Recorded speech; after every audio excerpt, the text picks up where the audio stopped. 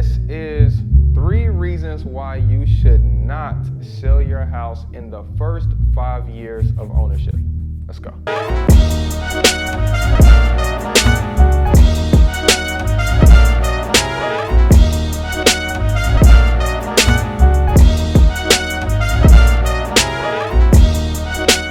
Reason number 1, most people buying a house are typically getting loans like a 30-year or 15-year fixed loan or ARM loan. But in the beginning of an amortized loan, there's more interest than principal coming out of each payment. So if your payment is $600, a little piece of that payment is going to go towards your principal payment in the beginning. I mean, literally a little piece, about a 4% interest rate. And a $600 mortgage, about $30 to $40 of that is going towards principal in the first 12 to 18 months. and then the rest of that is going towards interest. Now, if you can imagine, the longer you hold this property, the more out of each payment goes towards your principal. So by year 1 is up, it shouldn't be like 30 to 40, it should be more like 50 to 60, right? And then after year 3, it's more like, $80 to $90 of that $600 payment going towards principal. And then about 15 years later, then is about $300 out of that $600 payment going towards principal. And finally, towards the last year, you finally have more of the principal being paid out of that payment rather than interest. So now this is a benefit to the banks. The banks set this up because they want to capture as much of their money back as quick as possible, right? Because they know that you're going to benefit from appreciation, okay? They're going to benefit because they'll get their money faster so they can lend back out to someone else while your note is still going, okay? So just a quick fact, typically if you buy a house for $150,000 or $200,000 and you pay for it over 30 years at 4 or 5%, then typically you're going to end up spending 3 times that amount on that $150,000 or $200,000 house at 4 or 5%. Okay, so you end up paying 3 times the amount. So you're going to pay the bank off. Essentially, they're going to get their money back within the first third of that mortgage. And so their goal is to take that money and put it back into the market and get into another loan. So they can create these portfolios that's throwing them interest and interest and interest, okay? So in the first 5 years, you pay the most interest, because of course, that's how an amortization works. That's what we just explained. So if you sell your house during the first 5 years, you're not going to get a chance to experience a lot of debt pay down, which means if you sell your property, you're going to be really close to what you owe. You're still going to owe really close to what you pay for the property. And when you're in a market like we're in right now, where some local markets are slightly going down, but most are just flattening out, you're going to end up owing, right at what you can sell it for, or you'll owe just enough. You'll owe just enough to be in a negative equity situation. So that's when you owe more than what you can sell it for. Now, for the person that ends up holding it for 5 years and their payoff is exactly what they can sell it for, that still presents a problem. Isn't my mortgage going to be paid off when I sell the house for $200 and I owe $200? Yes, but you're still going to have to pay. You're going to have to compensate your realtor for bringing that buyer. So most realtor fees are 5 or 6%.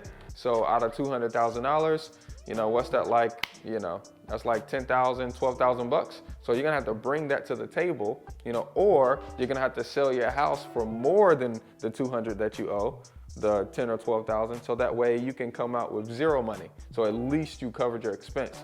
So that's gonna present a problem because our National Association of Realtors says that most first-time home buyers, about 65% of them, will sell their first house within 5 years of ownership. That's a problem in this market, okay? The second reason why you should not sell your house that you buy, okay, using a loan within the first 5 years you haven't experienced the amount of appreciation that you deserve. What I mean is that over time, houses typically go up in value. So I mean, yes, the values are going up and they're coming back down, but they're gonna go back up and come back down, and they're gonna be higher than the last downturn.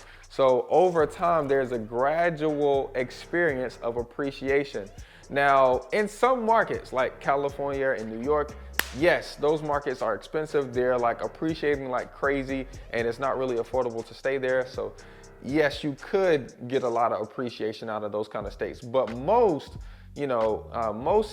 states like Ohio and North Carolina and South Carolina and Virginia, and Iowa, we're experiencing just like regular inflation, 2 or 3% inflation, maybe 3 or 4% appreciation on average every year.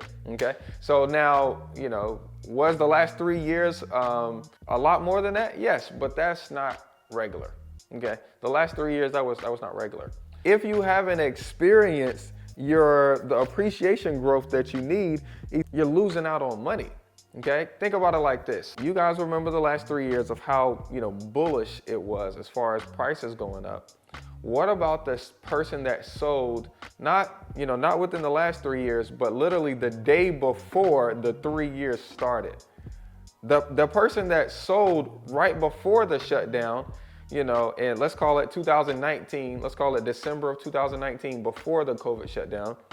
If the person sold in 2019 or December, I was one of those people. I sold a 4-bedroom, 2-bath house in Greensboro in a really good neighborhood. I sold it for $255, okay? And they ended up closing in the following January, okay, of 2020. The shutdown happened in March, and everybody thought the market was gonna crash, but at that point, nobody was listing their house, so it suppressed the supply, which made the demand go up. So literally 2 months later, in June, that same person that I sold the property to listed the property for $295, and they got it in 2 weeks. So I just sold this. I mean, I spent $100,000 on the rehab on this property. So, I thought I was taking it to the max. So I sold it at $255. They turned around and sold it within a matter of, from January to February to March to April to May to June. Okay, in 5 months, they were able to sell it for $295.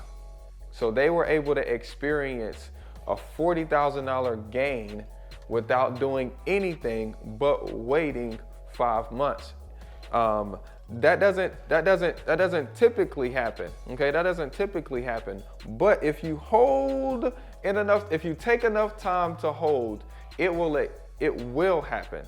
So the thing is, if you sell within the first 5 years and you haven't experienced a market boom, you're kind of missing out on opportunity. So you might want to rethink, is it worth me renting it out? Is it worth me keeping this property and maybe getting a home equity line of credit so I can use my equity as the next down payment on my next house? You might want to think, should I really sell within the first 5 years of me buying this property? Lastly, if you happen to sell your property, okay, your personal property, within a short amount of time, you could be penalized tax-wise. Now, this is different because, as a real estate investor, of course, whenever we sell our property, we're a business, right? Of course, the government want to make money off of us. But personal-wise, one of the benefits that you get is if you hold on to a property for 2 years, you do not have to pay taxes on your personal property if you hold on to it for longer than 2 years. And so, taxes on $40,000, that can be a significant amount.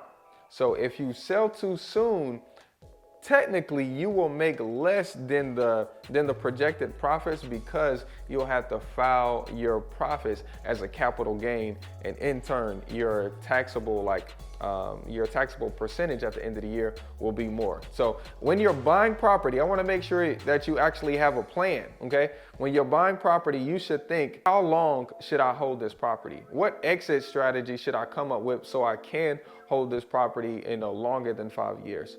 How am I gonna be able to make money if something happens, whether I have to sell it or hold it, within that 5 years or more? It is very important to analyze deals, not with just a short-term thinking, hey, I'm gonna buy this property and pray that it appreciates, right? I'm gonna buy this property and, my property manager told me $1,300 was gonna be the rent, but I think I can get $1,600. You don't wanna go into a real estate deal like that. You wanna make sure you go into it with knowledge, going into it with a plan so you guys can execute. So if you like videos like this, definitely subscribe, like the video. We talk about how to make as much money as you want during a 30-day period of time while using real estate. And so remember, you don't need all three: time, money, and knowledge. You just need two to do you. See you guys on the next one. Peace.